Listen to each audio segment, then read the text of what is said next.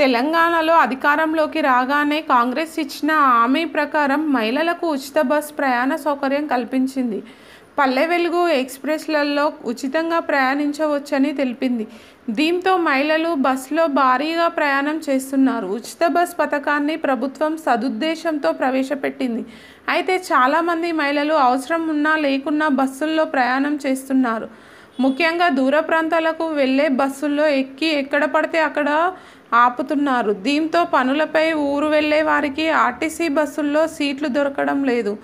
జగిత్యాలకు చెందిన ఓ మహిళ తన కుమార్తెకు పాలు ఇవ్వడానికి వారానికి ఒకసారి జగిత్యాల నుంచి హైదరాబాద్ వెళ్తున్నారట.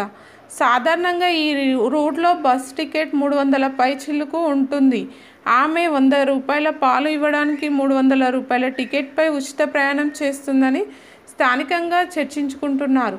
మరో ఘటనలో ఓ మహిళ చీపురు కోసం బస్ ఎక్కి మరో ఊరు వెళ్ళి చీపురు కొనుగోలు చేసినట్లు చెప్పుకుంటున్నారు.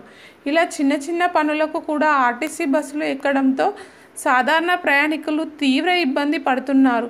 కరీంనగర్ నుంచి హైదరాబాద్ వస్తున్న ఓ ఎక్స్ప్రెస్లో ఎక్కడానికి గుండ్లపల్లి స్టేజ్ వద్ద ఓ వ్యక్తి బస్సు ఆపాడు.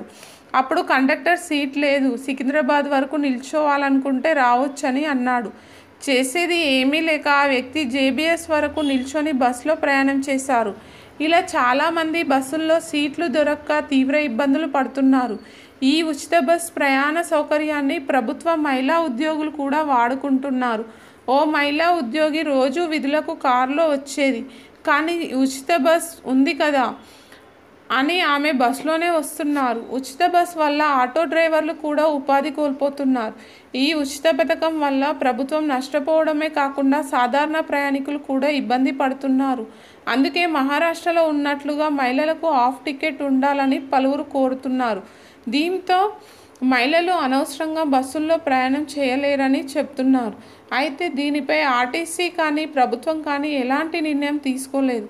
లోక్సభ ఎన్నికల తర్వాత దీనిపై ఓ నిర్ణయానికి వచ్చే అవకాశం ఉంది.